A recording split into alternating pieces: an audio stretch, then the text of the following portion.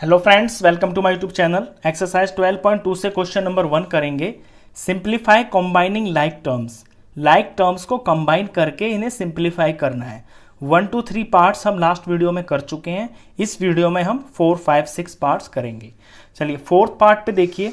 Fourth part के अंदर ये एक्सप्रेशन आपको दे रखी है 3a minus 2b minus A B minus, और ये ब्रैकेट बना हुआ है, इसके अंदर 3 टर्म्स लिखी हुई हैं, plus 3ab plus b minus ए।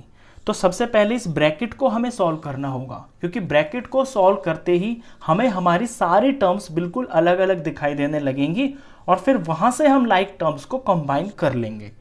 चलिए, तो ये है 3a, तो ये 3a एज इट इज लिखा जाएगा, माइनस 2b, आगे माइनस ए बी लिखा हुआ है।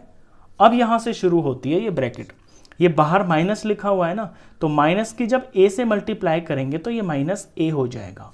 फिर इस माइनस की माइनस b से मल्टीप्लाई करेंगे तो माइनस माइनस प्लस बन जाएगा, और ये b का b। फिर इस माइनस की मल्टीप्लाई प्लस ए बी से करेंगे तो प्लस और माइनस माइनस बन जाएगा, और ये ए बी का ए बी। इस तरह से आपको इसको ब्रैकेट को सॉल्व करना है।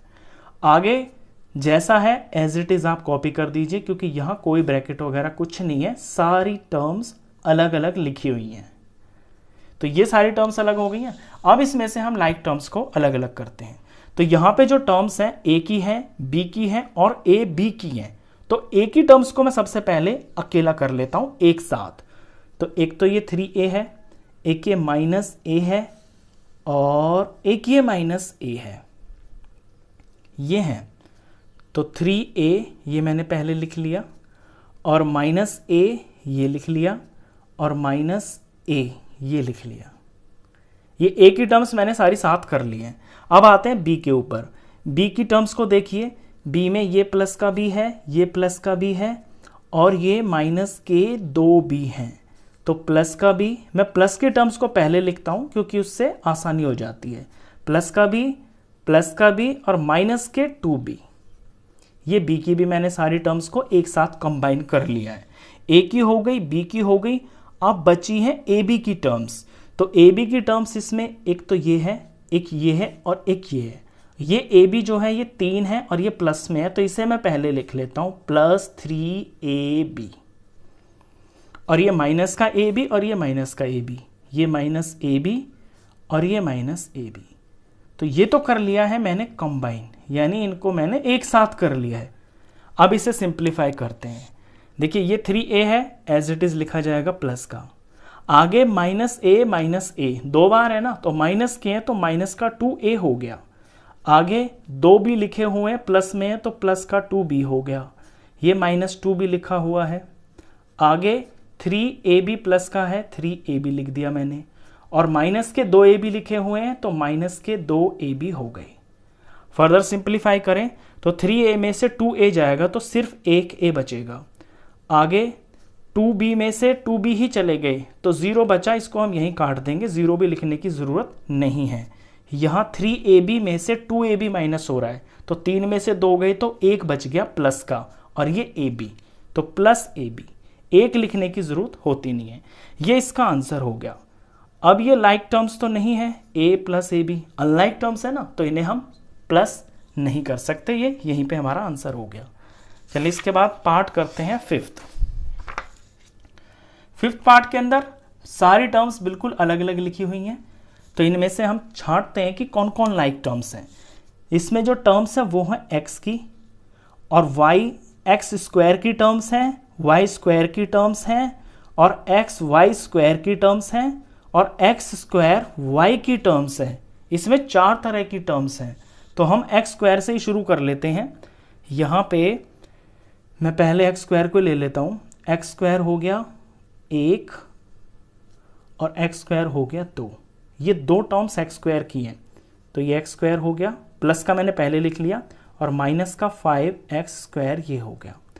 अब ले लेता हूँ मैं y स्क्वायर की टर्म्स को। y स्क्वायर की यहाँ पे मुझे 2 टर्म्स दिख रही हैं, एक तो है ये वाली और एक है ये वाली, दोनों ही माइनस की हैं। y स्क्वायर हो गया, y स्क्वायर हो गया, और यहाँ भी एक ये y स्क्वायर की टर्म है, ये 3 टर्म्स है y स्क्वायर की, और ये तीनों ही माइनस की हैं, तो किसी को भी आप पहले लिख लो, कोई फ़र्क नहीं पड़ता। 3y² लिख लिया मैंने, और ये माइनस की है, ये माइनस का y² लिख लिया मैंने, और ये माइनस का 3y² लिख लिया मैंने। ये और ये अलग अलग हो गई हैं। ये लाइक टर्म्स x² की हैं, ये लाइक टर्म्स y² की हैं। अब आते हैं x² पे। तो x² ये एक टर्म है और x² ये एक टर्म है, और बस ये दो ही टर्म्स हैं। ये x² नहीं है, ये xy² है, तो ये अलग होगी। तो ये लिख लेता हूं मैं 5 प्लस का है प्लस 5x² और प्लस 3x² आगे पीछे होने से कोई फर्क नहीं पड़ता, वेरिएबल्स की पावर सेम है। तो ये प्लस 3 और yx²। अब बची है चौथे तरह की टर्म, वो है xy²। ये अकेली ही टर्म है, कोई भी और इसके अंदर ऐसी टर्म नहीं है जो xy² की फॉर्म की हो। तो ये हम अलग लिख देते हैं 8xy²। तो चार तरह की इसमें टर्म्स हैं, चारों को हमने अलग अलग कंबाइन कर लिया। अब सिंप्लीफाई कर देते हैं। ये x² की, ये x² की, ये +1 है, ये -5 है। तो -5 और +1 हो गया है -4। प्लस माइनस माइनस सब्ट्रैक्ट हो जाता है, बड़े का साइन आ जाएगा, -4x²। इसके बाद y² पे आते हैं। y² की तीनों टर्म्स माइनस की ही हैं, तो तीनों के कोफिशिएंट ऐड हो जाएंगे। ये 3, 4, 5, 6, 7, तो माइनस का 7 और ये y²। आगे x²y की दो टर्म्स हैं, दोनों प्लस में है, कोफिशिएंट सॉल्व हो जाएंगे, तो 5 और 3 हो गया है 8, और प्लस का 8 और x² और ये y। ये टर्म बिल्कुल अकेली है, इसका कोई साथी है ही नहीं, तो जैसी है ये एज इट इज लिखी जाएगी xy²। तो -4x² -7y² प्लस 8x²y और प्लस 8xy²। ये चारों की चारों टर्म्स जो हैं, अब ये अनलाइक टर्म्स हैं, तो इनका तो हम कुछ कर नहीं सकते, इन्हें हम सिंप्लीफाई नहीं कर सकते आगे, यही हमारा आंसर है। चलिए इसके बाद 6th पार्ट करते हैं।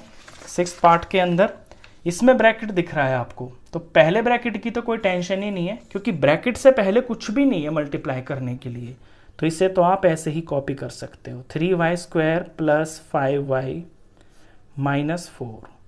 इसे सॉल्व करने के लिए ये जो माइनस है, ये बारी बारी से सब को मल्टीप्लाई करेगा।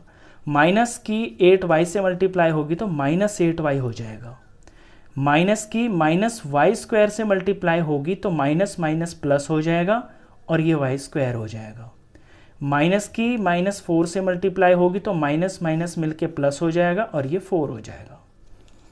अब इसके अंदर टर्म्स देखता हूं मैं। एक तो है इसके अंदर y² की टर्म्स, एक है y की टर्म्स, और फिर है इसके अंदर कॉन्स्टेंट्स।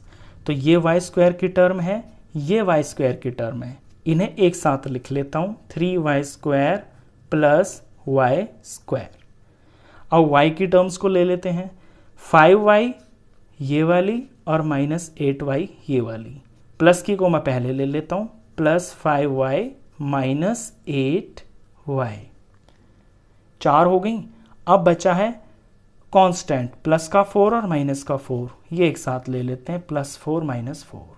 ये कर लिया है मैंने कंबाइन, एक साथ कर ली हैं लाइक टर्म्स को। अब सिंप्लीफाई कर देते हैं। ये दो टर्म्स हैं y² की, ये 3 बार है, ये 1 बार है, तो 4 बार y² हो गया। ये दोनों टर्म्स हैं y की, ये -8 है, ये +5 है, प्लस माइनस सब्ट्रैक्ट हो जाता है, 8 में से 5 जाएंगे तो 3 आएगा और माइनस का आएगा, क्योंकि यहाँ माइनस का नंबर बड़ा है, तो -3y हो गया। और +4 और -4 तो 0 हो गया, ये यहीं कट गए, यहाँ 0 लिखने की आपको ज़रूरत नहीं है। अब ये दोनों अनलाइक टर्म्स हैं, ये y² की टर्म है, ये y की टर्म है। अनलाइक टर्म्स को हम सब्ट्रैक्ट नहीं कर सकते, ना ऐड कर सकते, जैसा है यही आपका आंसर है। तो लास्ट पार्ट था, क्वेश्चन खत्म। इस वीडियो में बस इतना ही। नेक्स्ट क्वेश्चंस के लिए मिलते हैं फिर नेक्स्ट वीडियो में, तब तक के लिए गुड बाय।